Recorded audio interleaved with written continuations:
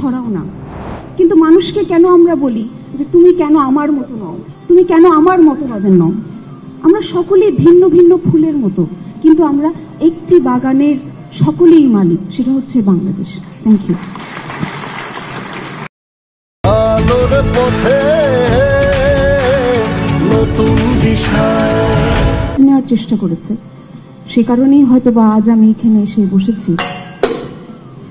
এই 6-7 বছর হতে যাচ্ছে, এই পুরোটা সময় আমি একটা গান মনে হয় প্রতিদিন শুনতাম, যেটা একটু আগে হলো, সেটা you may say I am a dreamer but I am not the only one.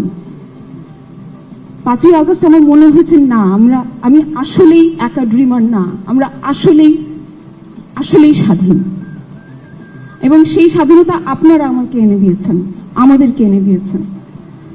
এটার জন্য কিভাবে কৃতজ্ঞতা জানাবো, শ্রদ্ধা জানাবো, সেটা আসলে আমি ভাষায় প্রকাশ করতে খুব কমই পারি, সবসময় তাই হয়েছে। আর কিরকম দেশ চাই, আমি তো সিসিমপুর করতাম, সিসিমপুরের ইকরি ছিলাম আমি। তো আপনারা কারা কারা সিসিমপুর দেখেছেন একটু হাত তুলেন। ও মা। তো সিসিমপুরের একটা বিষয় ছিল যে সিসিমপুরে একটা বাঘ ছিল, একটা ভূত ছিল, একটা শেয়াল ছিল। সিসিমপুর যদি আমাদের বাংলাদেশ হয়, সেখানে কেউ শেয়াল, সেখানে কেউ ইকরি, কেউ হালুম, কারো মাছ ভাজা পছন্দ, কারো প্রশ্ন করা পছন্দ, অথবা কারো শুধু বই পড়া পছন্দ, কিন্তু তারা সকলেই একসাথে সিসিমপুরে আনন্দের সাথে থাকে। আমি ঠিক সেরকম একটা বাংলাদেশ চাই। আমি এরকম একটা বাংলাদেশ চাই যেখানে দুস্থ শিল্পী বলে কোনো শব্দ থাকবে না। আমি এমন একটা বাংলাদেশ চাই যেখানে আমাদের প্রতিটি স্কুলে একটা খেলার মাঠ থাকবে।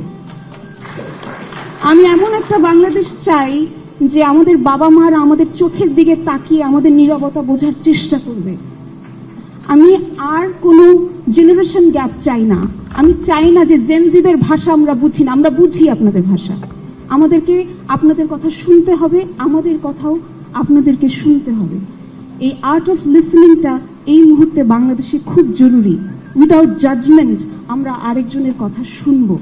কারণ একটি বাগানে আমরা কখনোই তো বলি না যে গন্ধরাজ তুমি কেন বেলির মতো গন্ধ ছড়াও না, কিন্তু মানুষকে কেন আমরা বলি যে তুমি কেন আমার মতো নও, তুমি কেন আমার মতবাদের নও?